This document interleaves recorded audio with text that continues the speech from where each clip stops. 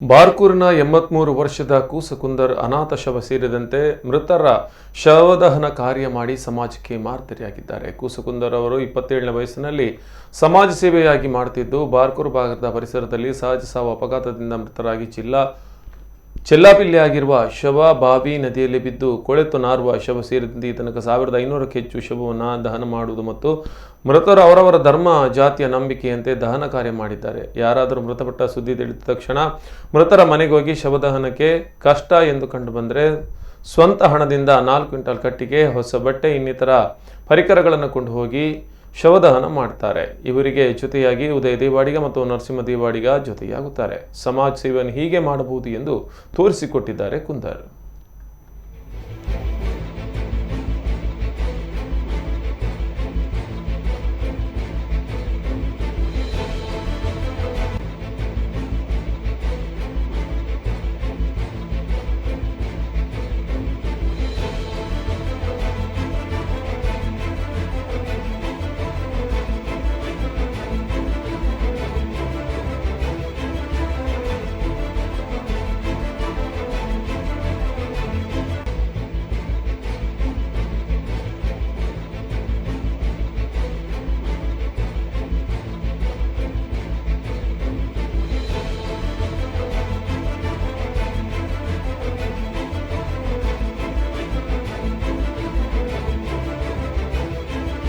ತೊಂದರೆ ಇಲ್ಲ. ಎಷ್ಟು ಸಾಧಾರಣ ಒಂದು 500 ಮಿಕ್ಕಿ ಹೋಗೇನೋ ಲೆಕ್ಕ ಮಾಡಲಿಲ್ಲ. ನಾನು ಅಲ್ಲಿ 500 ಮಿಕ್ಕಿ ಹೋಗ್ಬೋದು.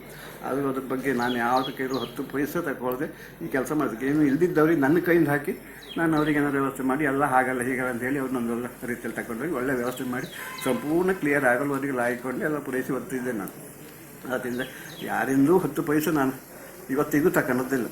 ಮುಂಚೆ ತಗೊಳೋದಿತ್ತು. ಮುಂಚೆ ಕೊಂಕಣಿಯರೆಲ್ಲ ಇದು ಸಮರಾಧ್ಯ ಕಾಸ್ತಿ ಒಂದು ಪಂಚೆ ಒಂದು 100 ರೂಪಾಯಿ ಕೊಡ್ತಿದ್ದೆ. ಆ ಕಡೆಗೆ ನಾನು ಯಾವುದೇ ಒಂದು ಪಂಚೆ ಯಾರಿಗಾರು ಕೊಡೋದು 100 ರೂಪಾಯಿ ದೇವ್ರದ್ದು ಡಬ್ಬಿ ಹಾಕಿ ಬರ್ತಿದ್ದೆ. ಅದು ನನಗೆ ನನಗೆ ನೀವು ದುಡ್ಡು ಮತ್ತು ಪಂಚೆ ಕೊಡೋದು ಅಂತ ನಾನು ಯಾವುದಕ್ಕೂ ಬರೋದು.